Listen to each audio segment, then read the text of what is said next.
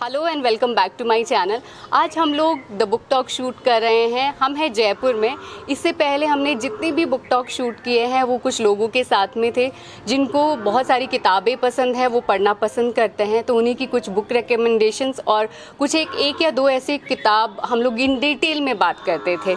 लेकिन आज हम लोग बात करने वाले हैं लेखक से, इरा टाक से, जो कि लेखक होने के साथ साथ एक पेंटर भी है, फिल्म मेकर भी है। आपने बहुत सारा काम किया है इस क्षेत्र में, लेखन में। अभी फ़िलहाल अगर इंस्टेंटली बात करें तो आपने लव ड्रग लिखी है जो पेंगुइन से प्रकाशित हुई है। आप लोग इस वीडियो को देखने के बाद ज़रूर खरीदें उसको, अमेज़ॉन पे अवेलेबल है। 3 काव्य संग्रह आपने लिखे हैं, अनछुआ ख्वाब, मेरे प्रिय, कैनवस पर धूप। कहानी संग्रहों की बात करें तो रात पहेली, चांद पास है, और ऑडियो नॉवल भी आपने स्टोरी टेल के लिए लिखे हैं, गुस्ताख इश्क, ये मुलाकात एक बहाना है, killer on Hunt, reserve seat, पटरी पर इश्क, रंगरेज पिया आदि। तो ये बहुत एक लंबी लिस्ट है, लेकिन पहले शुरुआत करते हैं आपके बचपन से शुरू करते हैं, आपकी पृष्ठभूमि के बारे में, ताकि सारे दर्शक समझ सके कहाँ पैदा हुई, कैसे इन्फ्लुएंसेस रहे बचपन में, कैसा माहौल था आसपास का। मैं बीकानेर में पैदा हुई। हालांकि मेरी मदर उस समय पीलीभीत में लेक्चरर थी और मेरे फादर की पोस्टिंग बीकानेर थी। तो सबसे पहले मेरी माँ मुझे बताती थी कि तुम पैदा हुई थी तो तुम्हारी दादी को बहुत बुरा लगा था और उन्होंने बोला था कि छोरी हुई है, क्योंकि जैसे कि माहौल है कि सबको, और आज से 40 साल पहले तो और भी ऐसा माहौल था कि लोगों को बेटा ही चाहिए होता था, और आज भी स्थिति ज़्यादा चेंज नहीं हुई है। तो मेरी माँ ने उसी समय तय किया था कि मैं इसको बहुत बड़ा बनाऊंगी, मैं इसे इंदिरा गांधी जैसा बनाऊंगी। ये उनका, और वो हमेशा मुझे यही बोलती रहीं कि तुम्हें लाइफ में कुछ करना है। उन्होंने कभी मुझे नहीं बोला कि ये काम सीख लो, तुम्हें दूसरे घर जाना है, जैसे जनरली लड़कियों को बोला जाता है कि पराए घर जाना है, जो बिल्कुल भी सही नहीं है। हाँ। तो उन्होंने, क्योंकि वो बहुत प्रोग्रेसिव थी, खुद भी एक लेक्चरर थी और आर्मी ऑफिसर की बेटी थी, तो उन्होंने हमेशा यही बोला कि तुम्हें कुछ करना है, और इसलिए उनका पढ़ाई पे बहुत फोकस रहता था, क्योंकि जो हमारी पढ़ाई है, शिक्षा ही है, वो नए रास्ते खोलती है हमारे लिए जी। तो मेरे को हमेशा ये लगता था। और दूसरा एक ये भी प्रेशर था कि मैं लड़का नहीं हूँ, तो मुझे हमेशा अपने आप को प्रूव करने के लिए लगता था कि मैं अपने आप को प्रूव करूँगी, और अगर इनको बेटे की कमी खलती है तो मैं उसे कभी नहीं खलने दूँगी। और अकेली औलाद थी तो ज़िद्दी भी काफ़ी हो गई थी मैं, क्योंकि मेरे फादर जो थे वो काफ़ी पैट्रियार्कल थे, और हमेशा इस तरह की चीज़ें चलती थी कि बेटा होना चाहिए, या नहीं है तो कोई गोद ले लो। तो इन सब चीज़ों ने मेरे अंदर एक, मतलब मुझे एक रेबल बना दिया। कि मैं क्या नहीं कर सकती हूँ। तो मैं हर काम करना चाहती थी जो लड़के करते हैं, और मुझे बंधन कभी अच्छा नहीं लगता था। मुझे लगता था कि मुझे लाइफ में कुछ करना है, और मतलब किसी की डिक्टेटरशिप या कोई मुझे गवर्न करे या कहे ऐसा करो वैसा करो, वो अच्छा नहीं लगता था। तो क्या इन्हीं सारी चीज़ों को आप आर्ट के थ्रू एक्सप्रेस करती है? अगर राइटिंग की बात करें, मुझे क्योंकि मैं अकेली थी और इंट्रोवर्ट भी थी, तो लिखती तो मैं शायद बचपन से ही थी। मैं डायरीज लिखती थी, अपनी पर्सनल थॉट्स लिखती थी, या खुद को मोटिवेट करने के लिए कुछ ना कुछ लिखती रहती थी, लेकिन कभी राइटर बनूंगी ऐसा नहीं सोचा था। लेकिन जब हम लड़कियां जो होती हैं वो एक बड़े बंद माहौल में पलती हैं, जैसे एक गमले में एक पौधा लगा दिया हो। तो मुझे काफ़ी हक मिले हुए थे, और मैं ज़िद्दी थी, नहीं तो अपनी मनमर्जी का मैं हासिल कर लेती थी कैसे भी करके। लेकिन जब मेरा एक्सपोजर दुनिया से हुआ, तब मुझे लगा कि वो दुनिया बहुत अलग है। घर में आप प्रोटेक्टिव माहौल में बड़े होते हैं, आपको पता ही नहीं होता असली दुनिया क्या होती है, और शायद पेरेंट्स भी आपको ढंग से नहीं बताते, वो सिर्फ डरा के रखते हैं कि तुम लड़की हो, तुम ऐसे रहना है, तुम्हें लड़कों से बात नहीं करनी है, तुम्हें ऐसा वैसा कुछ नहीं करना है। बाकी वो आपको कहेंगे पढ़ो, ये करो, लेकिन दुनिया को कैसे फेस करना है ये हमें नहीं बताया जाता।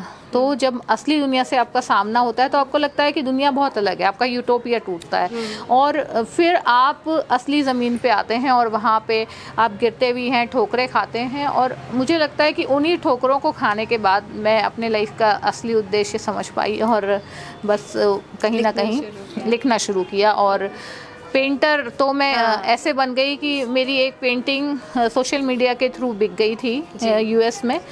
तो उसने मुझे मोटिवेशन दिया कि इससे मैं पैसे कमा सकती हूँ अच्छे। हाँ, जैसे शुरू में बताया मैंने, मतलब मैं पढ़ रही थी कि आपको रंगों से भी प्यार है, शब्दों से भी प्यार है, आप फिल्म मेकर भी है। तो क्या आपको भी यही लगता है, जो मैं समझ पाई इन सारी चीज़ों से, कि आपको कहानियाँ कह देना, जो बात आपके अंदर है वो किसी भी तरह से उसको एक्सप्रेशन दे देना, शायद इसीलिए आपको डिफरेंट फॉर्म्स आपने चुनी और अभी भी आप चुन रही हैं उन फॉर्म्स को? जी। और जैसे कि फिल्म एक ऐसा मीडियम है जिसमें सारे मीडियम आ जाते हैं। मुझे फ़ोटोग्राफी का भी शौक़ था और मुझे लिखने का शौक़ है और मुझे पेंटिंग्स का शौक़ है। तो फिल्म एक ऐसा मुझे मीडियम मिला जिसमें सारे कला के माध्यम उसमें आत्मसात हो जाते हैं। इसलिए मुझे फिल्म का मीडियम हमेशा अट्रैक्ट करता रहा कि इसमें आप म्यूज़िक भी, क्योंकि क्रिएटिव इंसान जो होता है उससे थोड़ा बहुत हर चीज़ का शौक़ होता है, चाहे वो म्यूज़िक हो, पेंटिंग हो और फ़ोटोग्राफ़ी हो, इस तरह की सारी विधाएं जो भी थीं। तो इस वजह से मैंने फ़िल्म मेकर होना चुना। और क्योंकि मैं इंट्रोवर्ट थी तो अपने जो एक्सप्रेशंस थे मुझे लगता था कि मैं लिख के या फिर पेंट करके अच्छे से व्यक्त कर सकती हूँ, क्योंकि जो हमारे अंदर होता है अगर हम उसे बाहर नहीं निकालें तो वो अंदर ही अंदर हमें खाने लग जाता है। तो ये सबसे अच्छा मुझे लगता है कि मेरे जीवन के लिए एक संजीवनी बूटी थी लिखना और आर्ट करना, जिससे मैंने अपने आप को नए सिरे से डिस्कवर किया। हर किसी का एक अलग अलग प्रोसेस रहता है। जैसे आप राइटिंग, आपने बहुत सारी किताबें लिखी, ऑडियो स्टोरीज़ के लिए भी अलग से। रस्किन बॉन्ड का एक, मैं आई थिंक उनका इंटरव्यू देख रही थी, तो उनका कहना है कि उनसे पूछा गया कि आप यंग राइटर्स, डेफिनेटली मेरा भी यंग राइटर्स के लिए, यंग भी ओल्ड भी, जो जिस एज में भी लिखना शुरू करते हैं, उनका कहना था कि राइटिंग का उनका प्रोसेस रहता है, वो सबसे पहले विजुअलाइज करते हैं स्टोरी को और उनके लिए आसान हो जाता है, क्योंकि वो हैंड रिटन होता है उनका सारा कंटेंट, सारी राइटिंग वो उसी तरह से करते हैं उम्र की वजह से। तो वो बाद में उसको आसान रहता है क्योंकि आपके माइंड में एक पूरा उसका विजुअलाइजेशन है। तो आपका राइटिंग प्रोसेस क्या है? मैं पहले अचानक से कहीं से कोई आइडिया आता है जिसे मैं कुदरत की देन मानती हूँ, क्योंकि कहानियाँ जो है हमारे आसपास तैरती रहती हैं। और जैसे उस तरह होता है ना कि आप समुद्र में जाल फेंकते हो लेकिन उसमें मछली कांटे में मछली फंसे ना फंसे, वो लक की बात होती है। तो उसी तरह एक कहानीकार जो है वो कहानियों की खोज में रहता है, लेकिन कौन सी कहानी उसकी पकड़ में आ जाएगी तो वो कुदरत पे डिपेंड करता है। तो कहानी या कोई आइडिया वो कहीं से भी आपको मिल सकता है। दो अजनबी लोग बातें कर रहे हैं, उनकी बातों से ही आपको कोई आइडिया मिल सकता है। फिर वही विजुअलाइजेशन शुरू होता है, कैरेक्टर स्केच तैयार होते हैं कि आपका पात्र कैसे होगा, कहानी कैसे आगे बढ़ेगी। तो मेरा भी यही प्रोसेस रहता है। और जब कोई कहानी शुरू होती है तो फिर मैं उस कहानी के साथ रहती हूँ, सोचती रहती हूँ और सोचते सोचते आपके कैरेक्टर्स में नई नई चीज़ें जुड़ती जाती हैं और कहानी अपने आप ही आपको ले जाती है फ्लो के साथ। कई बार आप शुरू में जो सोचते हैं, जब आप लिखने लगते हैं तो वो कहानी कुछ और दिशा में जाती है। तो मुझे लगता है कि कहानी के साथ बहना और कई बार कहानी को रोक के कंट्रोल करना वो बहुत ज़रूरी है कहानीकार के लिए। उन्होंने भी समवट सिमिलर ही बोला था कि आप जीते हैं उसको बेसिकली डेली, और फिर आपके कैरेक्टर्स आपके साथ में जीते हैं रोज़ाना।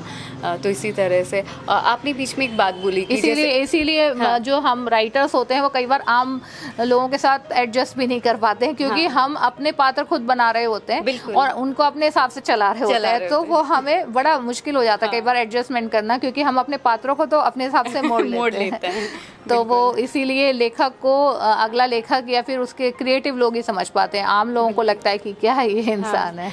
आपने जैसे बोला प्रोसेस के बारे में, जब बताना शुरू किया था कि दो लोग कॉन्वर्सेशन कर रहे हैं, कई बार उससे आपको थॉट आ जाता है, हो सकता है बाद में उस पर काम हो ना हो, अलग चीज़ है, लेकिन मोस्ट ऑफ द टाइम एक थॉट आया, अकेले में आया है लोगों के साथ में, तो आपको लगता है बहुत ज़्यादा अटेंटिव हो जाते हैं या वो सबकॉन्शियसली माइंड में ऑटोमेटिकली वो चलता रहता है? क्योंकि आप राइटर हैं, आप ज़्यादा अटेंशन पे करते हैं या फिर वो मतलब ज़्यादा कॉन्शियस रहना पड़ता है, या वो हो जाता है लोगों के बीच में अगर कहीं से आइडिया पिक करना हो? आप कहानियों में रुचि लेना स्वाभाविक है या फिर वो आप राइटर है, क्या पता इससे कुछ मिल जाए, ऐसा भी कुछ अंदर से? नहीं, दोनों बातें होती है मनीषा, क्योंकि एक राइटर जो होता है वो ज़्यादातर राइटर्स वो अच्छे लिसनर्स होते हैं, तो वो अपने कान और आँखें खुली रखते हैं कि उन्हें कब क्या आइडिया मिल जाए, और ट्रैवल करते हैं, जैसे बहुत ज़्यादा ट्रैवल करना या नए नए लोगों से बातें करना, लोगों के दुख दर्द सुनना जी, क्योंकि आप दुनिया के किसी भी हिस्से में हो, लेकिन जो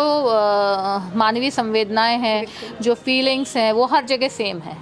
जो दिल टूटने पे भारत में किसी को जितना दर्द होगा उतना ही अमेरिका ब्रिटेन में होगा, क्योंकि फीलिंग्स सेम है। तो हम कहीं से भी कई बार कोई फिल्म देख रहे हैं, उसका भी कोई इमोशन हमें टच करता है, तो वहाँ से भी कोई आइडिया आ जाता है। तो अटेंटिव रहना ज़रूरी होता है कि आप सोचें समझें, और जो आइडिया आया उसको फिर कंसीव करके उसको एक जैसे बच्चे की तरह पालना पड़ता है। कंसीव करने के बाद जैसे 9 महीने मदर बच्चे को रखती है अपने अंदर, उसी तरह कहानी को भी कई बार सालों सालों अपने अंदर रखना होता है, और वो धीरे धीरे डेवलप होती है। कई बार कोई कहानी बहुत जल्दी डेवलप हो जाती है, और कई बार किसी कहानी को मतलब जैसे बोलते हैं ना कि जवान होने में या वो प्रिंट लायक आने तक उससे वक्त लग जाता है। अगर कैरेक्टर्स की बात करें, आपने मोस्टली आपने नॉवेल्स लिखी है और आपका पोइट्री में भी आपने 3 बुक्स पब्लिश की है, तो जब कैरेक्टर्स की बात आती है तो किस तरह से बिल्ड करती हैं कैरेक्टर? जैसे ये मैं पढ़ रही हूँ अभी, मैंने पूरी नहीं पढ़ी है, मेरी मम्मी ने पढ़ी, उनको बहुत पसंद आई। और शाजिया के बारे में जब आप लिख रही हैं, उनके फादर के बारे में, तो मैं कहीं ना कहीं सच में विजुअलाइज कर पा रही हूँ। जब वो घर में है, वो कैसी लड़की है, वो कितनी पढ़ाकू है, या जब वो प्रेस कर रही है अपने नए कपड़ों में, वो उनके घर कोई आने वाला है।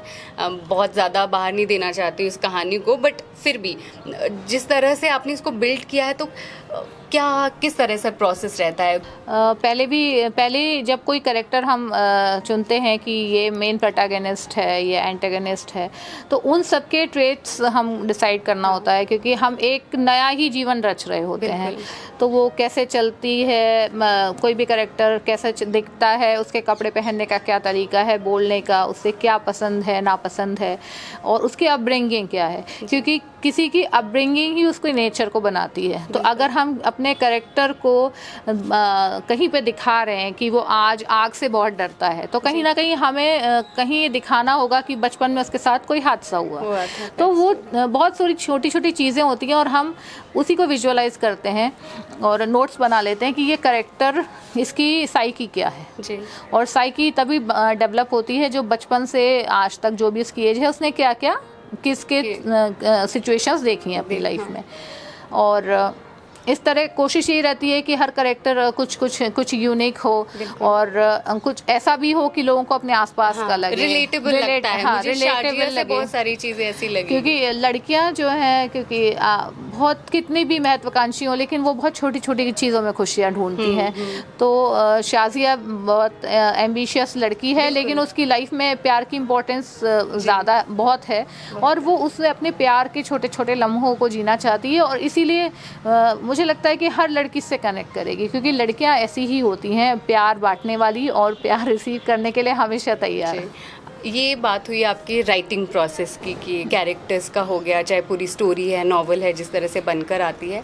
अगर आपसे लेखन से परे हट के पाठन, एक पढ़ने के बारे में हम बात करें, तो आप पढ़ती क्या? आप लिखती नॉवेल्स है, आप फिक्शन लिखती हैं, लेकिन पढ़ने में आपको क्या पसंद है? फिक्शन, नॉन फिक्शन, या दोनों? ज़्यादातर मुझे फ़िक्शन पढ़ना ज़्यादा पसंद है, और उसके अलावा मैं फ़िल्म ज़्यादा देखना पसंद करती हूँ। तो कोशिश रहती है कि हर नई फिल्म मैं देखूं, और पुरानी भी जो क्लासिक फिल्म्स हैं, चाहे किसी भी भाषा की हों, मैं ज़्यादा से ज़्यादा फिल्में देखती हूं, और मुझे उसमें मज़ा आता है, क्योंकि मैं उसे विजुअलाइज़ करती हूं और फिल्म स्टडी के हिसाब से देखती हूं कि इसमें मुझे क्या मज़ा आया और क्या मुझे इसमें बोरिंग लगा, तो वो गलती या वो रिपीटेशन मेरी अपनी राइटिंग में या फिल्म्स में ना हो। तो वो सीखने के हिसाब से अच्छा प्रोसेस है ये, और पढ़ना तो बहुत ज़रूरी है। तो नई जो भी किताबें आती हैं, क्योंकि अपना राइटिंग का सर्कल है, तो नई बुक्स आती हैं, वो भी पास आ जाती हैं, रिकमेंडेशंस भी मिल जाती हैं, वो भी मिल जाती हैं। तो कोशिश रहती है कि मैं पढूं, जी। अच्छी किताबें, Okay. और अपने दिमाग को मतलब एक खाद देती रहूं, क्योंकि वो इम्पोर्टेंट बहुत है। ज़रूरी है। अगर आप दुनिया का सारा ज्ञान खुद नहीं बटोर सकते हैं, बिल्कुल। आप दूसरे के ज्ञान से फ़ायदा उठा सकते हैं, तो वो इसलिए पढ़ना लिखना बहुत ज़रूरी है राइटर के लिए। बिल्कुल।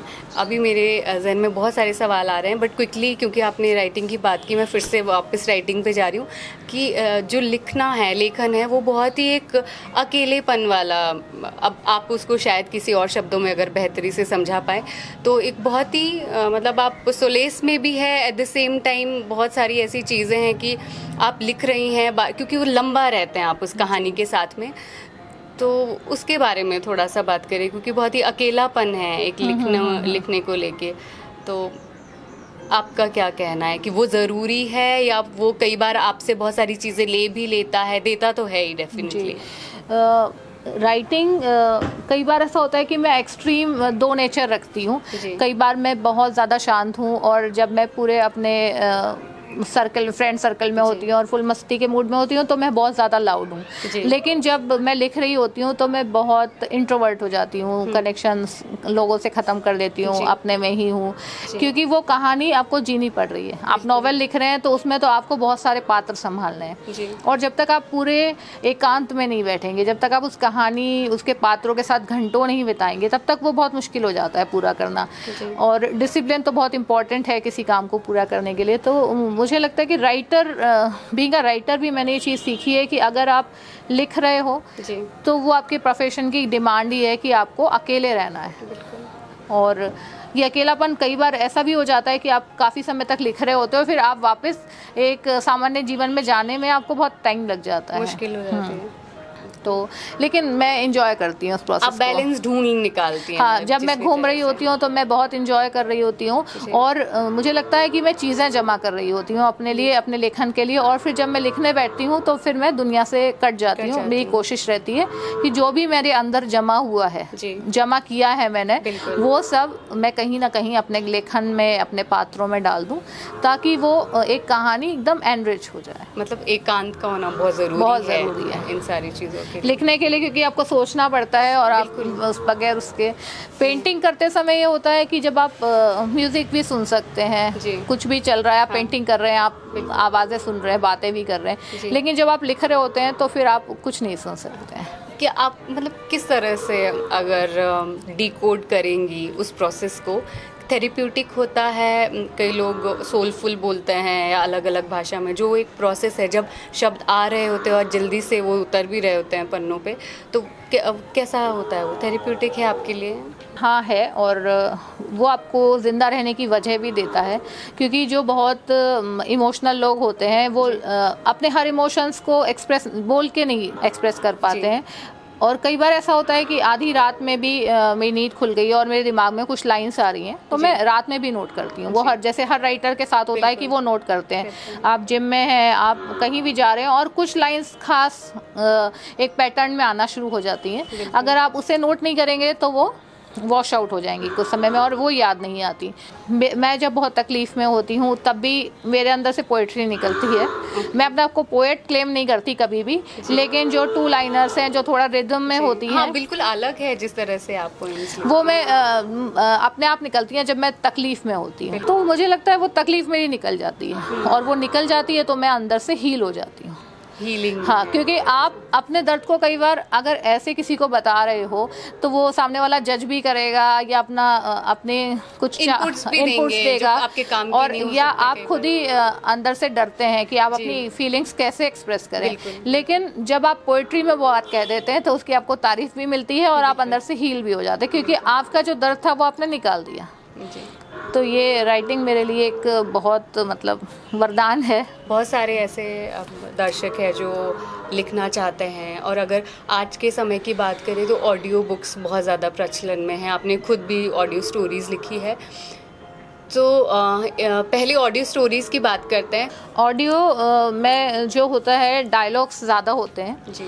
और उसमें आप बहुत लेंदी डिस्क्रिप्शन नहीं दे सकते, क्योंकि आपका जो लिसनर होता है वो बोर हो सकता है और वो स्विच कर सकता है कि नेक्स्ट कहानी पे। जी। तो कोशिश यही होती है कि जब वो कहानी शुरू हो तो पहले 2-3 मिनट में वो ग्रिप बना ले जी। अपने लिसनर पर और उसे मज़ा आए कि अब अगला क्या, आगे क्या। तो जब मैंने गुस्ताख इश्क लिखा स्टोरी टेल के लिए, तो उसमें भी वो मेरा पहला था, तो काफ़ी चैलेंजेस थे और लेकिन आपको अपने काम पे कॉन्फिडेंस होता है, तो मैं पूरी कॉन्फिडेंट थी कि अलग तरह की कहानी है और लोगों को पसंद आएगी। तो उसमें आपको इस तरह लिखना होता है कि ज़्यादा से ज़्यादा डिस्क्रिप्शन है, क्योंकि आप सिर्फ सुन रहे होते हैं। तो कोई कैसा दिख रहा है, मौसम कैसा है, वो सब चीज़ें डायलॉग्स के थ्रू या नरेशन के थ्रू उसमें दिखानी होती है और इंटरेस्टिंग होना ज़रूरी है। तो उस समय मैंने काफ़ी सीखा स्टोरी टेल पे। 2018 में मेरी पहली सीरीज़ आई थी और अभी 22 में मेरी सीरीज़ आई है एक और, प्यार के इस खेल में। जी। तो बहुत लिसनर्स मिले मुझे और बहुत प्यार मिला और मैंने इस प्रोसेस में बहुत कुछ सीखा, क्योंकि इतने लंबे लंबे मैंने उसमें ऑडियो बुक्स लिखी हैं कि मुझे बहुत रिसर्च भी करना पड़ा कैरेक्टर्स को लेके और लर्निंग प्रोसेस रहा। मुझे लगता है आपका हर काम आपको बहुत कुछ सिखाता है और आपको अगले काम के लिए तैयार करता है। तो क्या इसका अलग ही मज़ा है जब आप लिख रहे हैं, चाहे वो एक किताब पब्लिश कर रहे हैं या ऑडियो के लिए सीख रहे हैं, जब गिव एंड टेक है, लाइक आपको भी कुछ डिलीवर करना है, बदले में आपको उस प्रोसेस में ही बहुत सारी नई नई चीज़ें सीखने को मिल रही है। ठीक है, अब थोड़ा सा मैं और पब्लिशिंग की तरफ डाइवर्ट करना चाहूँगी आपको। जब आपने शुरुआत की थी, आई एम श्योर बहुत सारे ऐसे लोग हैं जो जानना चाहेंगे आपके थ्रू, इसलिए ऑडियो और ये सारी चीज़ें लेके आ रही हूँ। कुछ लोग अभी जो पब्लिश करना चाहते हैं, किसी भी एज में हो सकते हैं, ईजी तो नहीं होगा पब्लिशर्स तक पहुंच पाना, तो उनको कुछ क्या ऐसी टिप्स आप दे सकती है अप्रोच करने को लेके या फिर राइटिंग को लेके कि किस तरह से करें और पब्लिशर्स तक पहुंचे, तो क्या तैयारियां हो जानी चाहिए जब तक आपका फर्स्ट ड्राफ्ट जाए? तो सबसे मुश्किल तो होता है पहली किताब को पब्लिश करना। बिल्कुल। क्योंकि आप हर कोई आप पे भरोसा तभी करना चाहता है जब आप पे दूसरे लोग भरोसा कर रहे होते हैं, तो वो बड़ा मुश्किल होता है। एक बार आपकी पहली किताब अच्छी जगह से आ जाती है तो बहुत सारे लोग मिल जाते हैं आपको। लेकिन आज सोशल मीडिया के दौर में इतने सारे पब्लिशर, नए नए पब्लिशर बिल्कुल उसके वीड्स की तरह, खरपतवार की तरह उग गए हैं, जो कि पैसे लेके पब्लिश करते हैं। पर मुझे ऐसा लगता है कि अगर आप पैसे लेके पब्लिश करा रहे हैं तो आपको रीडर्स नहीं मिलेंगे। पहली बात तो ये कि हर करियर की तरह राइटिंग भी एक ऐसा करियर है जिसमें आपको कमाना पड़ता है, अर्न करना पड़ता है अपने रीडर्स को। आप पहले लिखते रहोगे, आपका नाम बनता है, आपकी क्रेडिबिलिटी बनती है, लोग आपसे प्यार करने लगते हैं आपकी राइटिंग से और वो आपका पाठक वर्ग तैयार होता है। आप कहीं से भी आके आपने एकदम से बुक छपवा दी, वो बुक कहीं नहीं बिकी, पर आपको संतुष्टि हो गई, मेरी किताब आई। लेकिन जो सीरियस राइटर बनना चाहते हैं, मैं उनसे यही कहूँगी कि अच्छा लिखिए और उसे एडिट करके ड्राफ्टिंग, रीड्राफ्टिंग, क्योंकि all good writing is basically री राइटिंग। आप एडिट करते रहोगे और आपका एक बहुत अच्छा फर्स्ट ड्राफ्ट तैयार होगा और फिर उसे आप अच्छी जगह पिच करना शुरू करें। कोशिश यही रहनी चाहिए कि किसी अच्छी जगह से आप आएँ, क्योंकि राइटिंग में आपने अपना वक्त दिया है, अपनी एनर्जी दी है, तो आप उसे सिर्फ खुद पैसे देके क्यों छप पाएंगे। और जैसे मान लीजिए किसी ने पूरा एक ड्राफ्ट अपना लिख चुके हैं, राइटिंग कर चुके हैं, इन बिटवीन अप्रोच भी कर रहे हैं और डिसअपॉइंटमेंट्स भी ऑफ कोर्स साथ लगती है हाथ में, और बाकी भी उनको आइडियाज़ आ रहे हैं, तो उनके लिए क्या सजेशन है? लिखते रहें या पहला काम पब्लिश करें? नहीं, लगातार लिखते रहना चाहिए, क्योंकि आप जब लिखते रहेंगे लगातार और अपना 2 साल पुराना उठा के देखेंगे तो आपको खुद लगेगा कि वो कितना इमैच्योर था। इसलिए लिखते रहना तो बहुत ज़रूरी है। आप ये सोच के ना लिखें कि इसे कौन छापेगा, आप ये सोच के लिखें कि मुझे लिखना है, क्योंकि वो एक अर्ज आपके अंदर से ही आती है। और इंतज़ार करें, ये बेहतर है। थोड़ा सा रिजेक्शन भी झेलना पड़ता है स्टार्टिंग में, लेकिन अगर आपके लिखे में दम है और आप पूरी मतलब पॉजिटिविटी से उसको अप्रोच कर रहे हैं उस चीज़ को, तो अच्छी जगह से आएगी। और एक बार आपकी किताब अच्छी जगह से आ गई है, ठीक ठाक जगह से भी आ गई, तो वो आपको नए काम के रास्ते खोलती है। लेकिन जल्दी में आके कि मुझे छपना है, तो ये किताबों का ढेर नहीं लगा है। कई लोग ऐसे भी होते हैं जो 50-50 किताबें इनकी छप चुकी हैं, लेकिन उनका नाम कोई नहीं जानता है। तो अगर आप राइटर रियली में राइटर बनना चाहते हैं कि आपको लोग आपके नाम से लिखे से पहचाने, तो उसके लिए तो ये एक तपस्या ही है। बिल्कुल तपस्या है। जब आपको कोई भी नहीं पहचानता तब भी आप लिख रहे होते हैं, फिर जब आपको पहचानते हैं तब भी आप लिखते रहते हैं।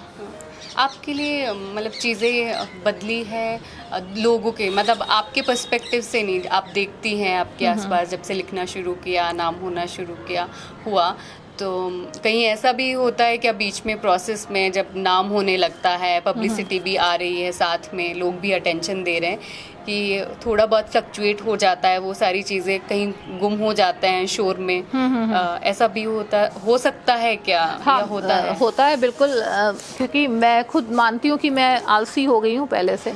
क्योंकि जब आज से 12 साल पहले मैंने सोचा था कि मुझे राइटिंग में करियर बनाना है और मैं पेंटिंग कर रही थी, तो मैं बहुत मेहनत करती थी, रात भर कई बार पेंट करती रहती थी। तो मुझ में उस डेडिकेशन की तो कमी आई है, क्योंकि नाम मिल गया, थोड़ा बहुत पैसे वैसे कमा रही हूँ, तो वो डेडिकेशन की कमी आई है। और मैं, क्योंकि आपको खुद को चेक करते रहना होता है, तो मैं उस चीज़ को मतलब सोचती हूँ और अपने आप को डांटती भी हूँ उस चीज़ के लिए कि मुझे उसी डेडिकेशन से काम करना है। आप लेकिन कहीं ना कहीं हो सकता है, लेकिन राइटिंग में आपने कभी कॉम्प्रोमाइज़ नहीं किया, लाइक जो कहानी कहनी है चाहे वो देर बाद हाँ, कहनी देर बाद, मतलब ये मैं मानती हूँ कि मैं थोड़ी आलसी हुई हूँ या स्लो हुई हूँ या थोड़ी कंफर्ट में आ गई हूँ, क्योंकि जो भी आपकी सक्सेस है वो कंफर्ट जोन के बाहर ही मिलती है। To be successful you have to be uncomfortable. तो वो चीज़ है, आप ज़्यादा कंफर्ट में होते हैं, आप सोचते हैं कि कर लेंगे, और कई चीज़ जो कहानी आपकी मुझे लगता है, या नॉवेल जो आपका है कि 3 महीने या 4 महीने में आप कर सकते हैं, कई बार उसमें 1 साल लग जाता है। तो ये तो मैं मानती हूँ कि कई बार हम थोड़े आलसी हो जाते हैं, जो कि बहुत गलत बात है। हमें कभी ये नहीं सोचना चाहिए, क्योंकि कोई भी काम फाइनल नहीं होता ना। आप एक काम करते हैं, उसके बाद आप पे ज़्यादा रिस्पॉन्सिबिलिटी आती है कि आपका नेक्स्ट काम उससे अच्छा हो। It's always work in progress, बिल्कुल जैसे बोला भी जाता है।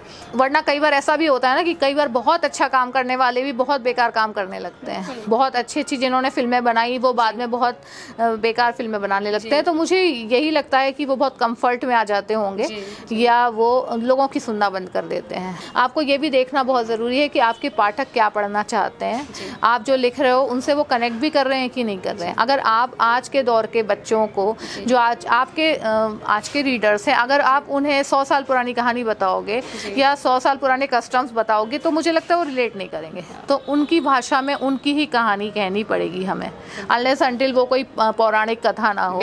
तो वो चीज़ इम्पॉर्टेंट है, और इसलिए मेहनत तो हमेशा ही करनी बहुत इम्पॉर्टेंट है। जी, और अगर इंस्पिरेशन की बात करें और साथ में रिकमेंडेशंस भी, डेफिनेटली सिर्फ किताबें ही नहीं, क्योंकि आप डिफरेंट फॉर्म्स में कंज्यूम करती हैं कंटेंट जो आपको इंस्पायर करता है, तो कौन ऐसे लोग हुए जिन्होंने आपको इंस्पायर किया, चाहे वो राइटर्स हो, फिल्म मेकर्स, और फिर उनसे रिलेटेड जो भी रिकमेंडेशंस? मेरा मेन इंस्पिरेशन तो मेरा खुद का सर्वाइवल है, कि जब आपको लगता है आप के पास और कोई रास्ता नहीं है और आपको सरवाइव करना है, तो वो जो एक आग होती है आपको आगे बढ़ने की, उससे बड़ा कोई इंस्पिरेशन नहीं हो सकता है। तो मेरी दर्द ने सबसे ज़्यादा मुझे इंस्पिरेशन दिया। मेरे जीवन के जो अंधेरे थे, उन्होंने इस उजाले की नींव रखी मेरे लिए।